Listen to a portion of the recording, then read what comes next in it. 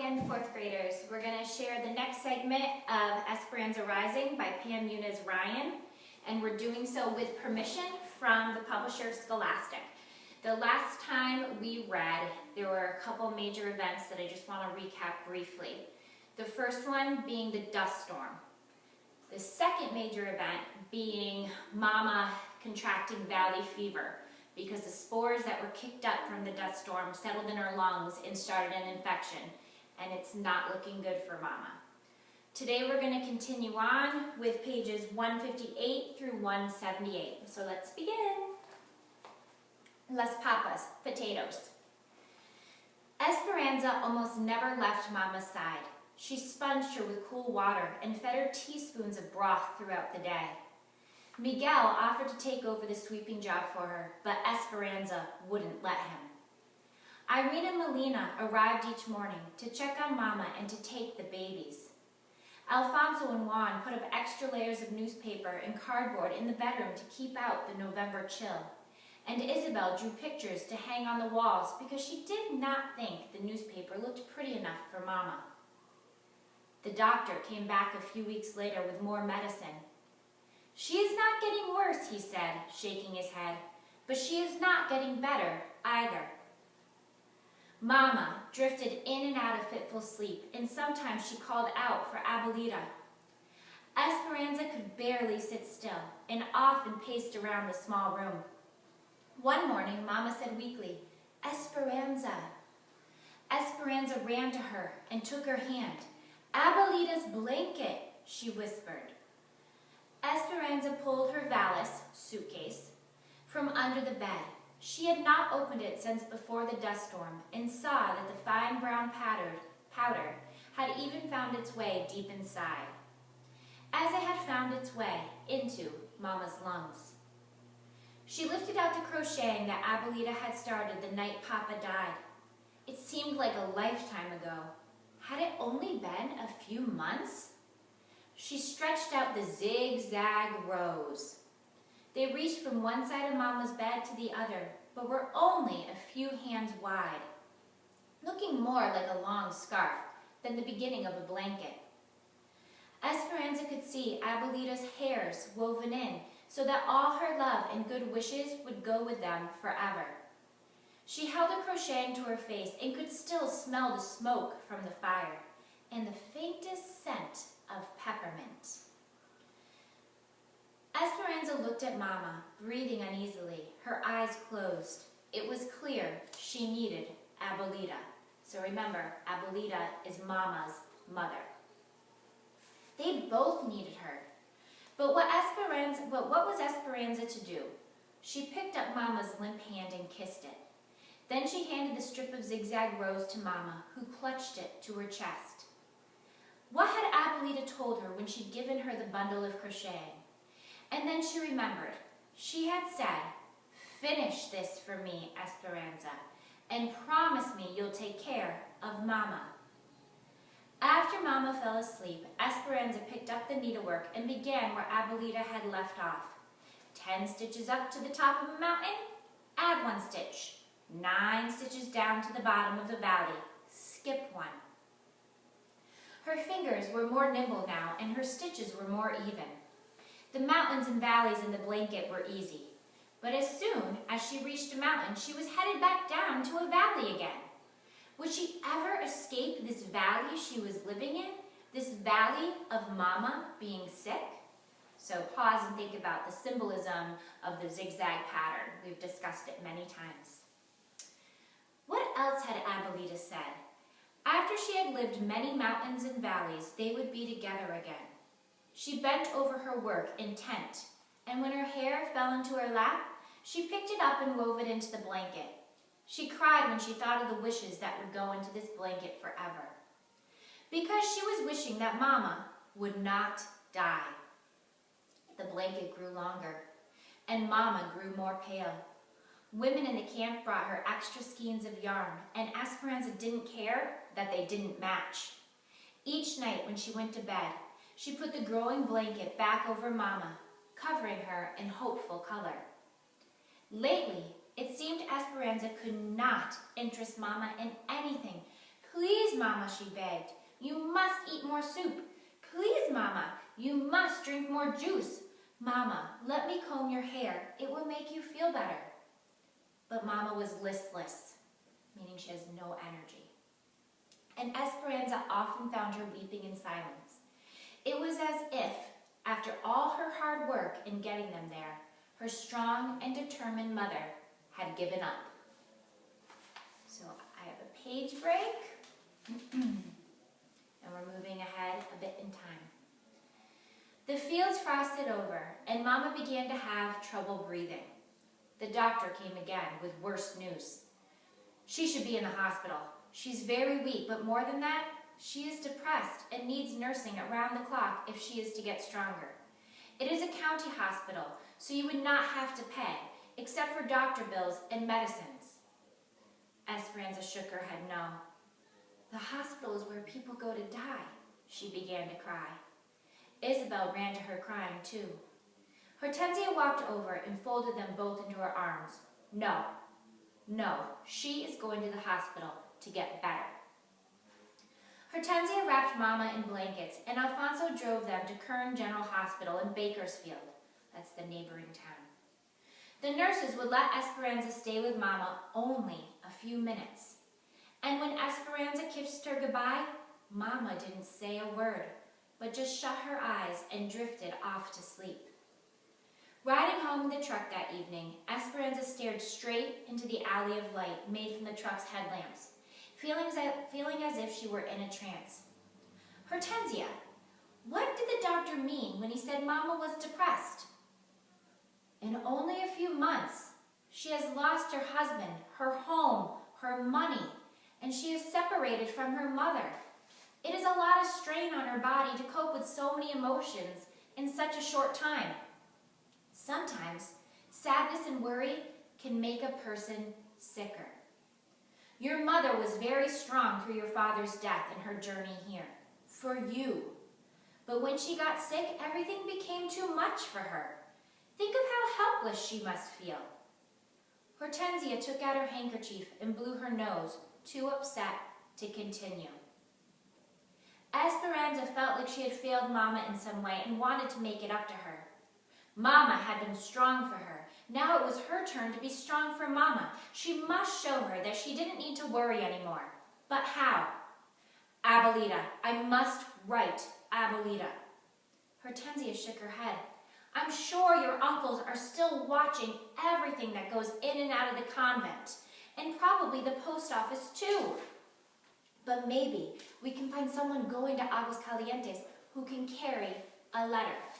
So remember, Abuelita stayed behind because she hurt her ankle in the fire, and she's currently staying with her sister, who is a nun in a convent. And there's some concern that if Esperanza tried to get a letter to Abuelita, given the traditional routes, the mail, it would be intercepted by one of her uncles, probably Tio Luis. I have to do something, said Esperanza, holding back tears. Hortensia put her arm around Esperanza. Don't worry, she said. The doctors and nurses know what she needs and will take care of her. Esperanza didn't say what she really thought, that what Mama really needed was Abuelita. Because if sadness was making Mama sicker, then maybe some happiness would make her better. She just had to figure out a way to get her here. When she got back to camp, she went behind the cabin to pray in front of the washtub grotto.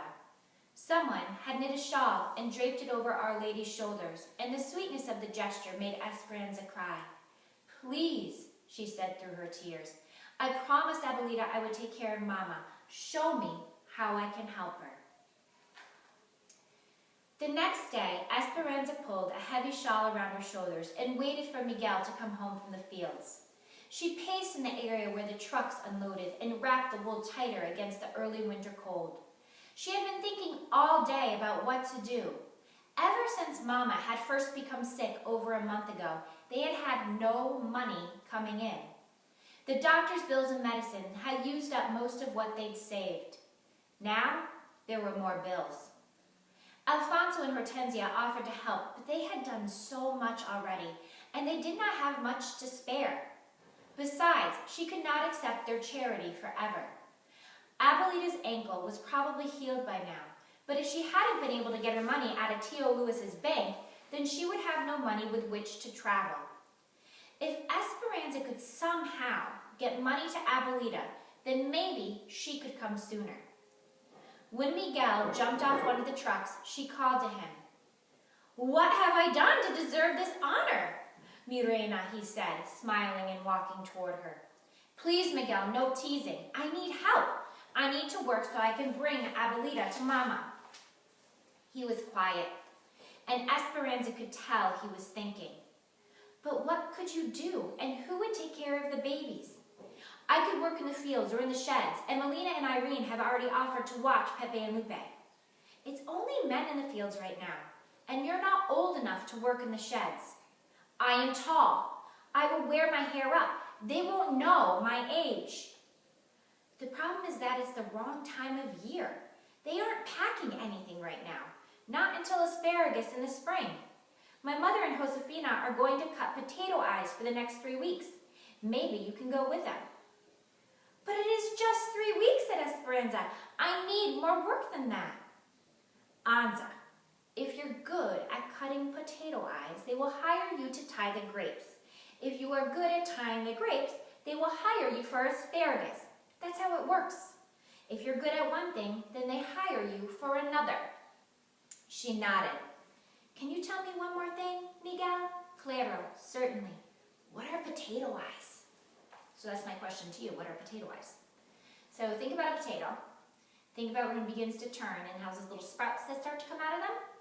Well, that's how new potatoes grow, right? So you take the old potato, you cut out the portion where it's starting to sprout the potato eye, like that little dimple that then grows a new potato from it, and that's the part that gets planted. So cutting potato eyes means removing that portion so that it can then be reused to plant more potatoes. Okay, I have a page break. Esperanza huddled with Josefina, Hortensia, and a small group of women waiting for the morning truck to take them to the sheds. A thick tulle fog had hugged the earth and settled in the valley surrounding them, as if they stood within a deep gray cloud. There was no wind, only silence and penetrating cold. So get that sense of the setting. Esperanza bundled in all the clothing she could put on: old wool pants, a sweater, a ragged jacket, a wool cap, and thick gloves over thin gloves, all borrowed from friends in the camp. Hortensia had shown her how to heat a brick in the oven and bundle it in newspaper, and she hugged it to her body to keep warm as they rode in the truck. Since the driver could only see a few yards ahead, the truck rumbled slowly on the dirt roads. They passed miles of naked grapevines, stripped of their harvest and bereft of their leaves. Fading into the mist, the brown and twisted trunks looked frigid and lonely. The truck stopped at the big packing shed. It was really one long building with different open-air sections, as long as 6 train cars. The railroad tracks ran along one side, and the dock for trucks ran along the other. Esperanza had heard Mama and the others talk about the sheds, how they were busy with people, women standing at long tables packing the fruit, trucks coming and going with their loads fresh from the fields, and workers stocking the train cars that would later be hooked to the locomotive to take the fruit all over the United States. But cutting potato eyes was different. Since nothing was being packed, there wasn't the usual activity. Only 20 or so women gathered in the cavernous shed, sitting in a circle on upturned crates, protected from the wind by only a few stacks of empty boxes. The Mexican supervisor took their names. With all the clothing they were wearing, he barely looked at their faces. Josefina had told Esperanza that if she was a good worker, the bosses would not concern themselves with her age, so she knew that she would have to work hard. Esperanza copied everything that Hortensia and Josefina did. When the women put the hot bricks between their feet to keep them warm while they worked, so did she. When they took off their outer gloves and worked in thin cotton ones, she did the same. Everyone had a metal bin sitting behind them. The field workers brought cold potatoes and filled up their bins. Hortensia took a potato, and then with a sharp knife, she cut it into chunks around the dimples. She tapped her knife on one of the dimples. "That is the eye," she whispered to Esperanza. "Leave 2 eyes in every piece so that there will be 2 chances for it to take root." Then she dropped the chunk into a burlap sack. When the sack was full, the field worker took it away. "Where do they take them?" she asked Hortensia. "To the fields. They plant the eye pieces and then new potatoes grow." Esperanza picked up a knife. Now she knew where potatoes came from. Did you know where potatoes came from before that? The women began chatting. Some knew each other from camp, and one of them was Marta's aunt. All right, so here we go again, Marta. "Is there any more talking of striking?" asked Josefina. "Things are quiet now, but they are still organizing," said Marta's aunt. "There is talk of striking in the spring when it is time to pick. We are afraid there will be problems. If they refuse to work, they will lose their cabins in the migrant camps. And then where will they live? Or worse, they will be sent back to Mexico." "How can they send all of them back?" asked Hortensia. "La Migra," said Marta's aunt, "the immigration authorities, round up people who cause problems and check their papers. If they are not in order, or if they do not happen to have their papers with them, the immigration officials send them back to Mexico. We have heard that they have sent people whose families have lived here in the United States for generations, those who are citizens and have never even been to Mexico." So think back when Esperanza and Mama were first preparing to leave Mexico and move to the United States. They had to make sure that they had their papers in order. So what Marta's aunt is explaining is that if immigration has a raid and say Esperanza doesn't happen to have her paper on her in that moment, she could be vulnerable for being returned to Mexico. Or someone like Marta, who was born in the United States. If she doesn't have something on her that's documenting that she is a citizen right in that moment, she could potentially be sent to Mexico, a place where she had never been. Think about that. Think about whether or not you consider that to be fair. I don't, because it's not. But that is an important part for us to retain from this portion of the book, because we're going to need that information moving forward. Okay? Esperanza remembered the train at the border and the people being herded onto it. She had been thankful for the papers that Abuelita's sisters had arranged. Marta's aunt said, "There is also some talk about harming Mexicans who continue to work." The other women sitting around the circle pretended to concentrate on their potatoes, but Esperanza noticed worried glances and raised eyebrows. Then Hortensia cleared her throat and said, "Are you saying that if we continue to work during the spring, your niece and her friends might harm us?" "We are praying that it does not happen. My husband says we will not join them. We have too many mouths to feed. And he has told Marta that she cannot stay with us. We can't risk being asked to leave the camp or losing our jobs because of our niece." Heads nodded in sympathy, and the circle was silent, except for the sounds of knives cutting the crisp potatoes. "Is anyone going to Mexico for La Navidad, Christmas?" asked another woman, wisely changing the subject. Esperanza kept cutting the potato eyes, but listened carefully, hoping someone would be going to Aguascalientes for Christmas, but no one seemed to be traveling anywhere near there. A worker refilled Esperanza's metal bin with another load of cold potatoes. The rumbling noise brought her thoughts back to what Marta's aunt had said. If it was true that the strikers would threaten people who kept working, they might try to stop her too. Esperanza thought of Mama in the hospital and Abuelita in Mexico and how much depended on her being able to work. If she was lucky enough to have a job in the spring, no one was going to get in her way. A few nights before Christmas, Esperanza helped Isabel make a yarn doll for Sylvia while the others went to a camp meeting. Ever since Esperanza had taught Isabel how to make the dolls, it seemed there was a new one born each day, and Monas of every color now sat in a line on their pillows. "Sylvia would be so surprised," said Isabel. "She has never had a doll before." "We'll make some clothes for it too," said Esperanza. "What was Christmas like at El Rancho de las Rosas?" Isabel never tired of Esperanza's stories about her previous life. Esperanza stared up at the ceiling, searching her memories. Mama decorated with Advent wreaths and candles. Papa set up the nativity on a bed of moss in the front hall, and Hortensia cooked for days. There were empanadas filled with meat and sweet raisin tamales.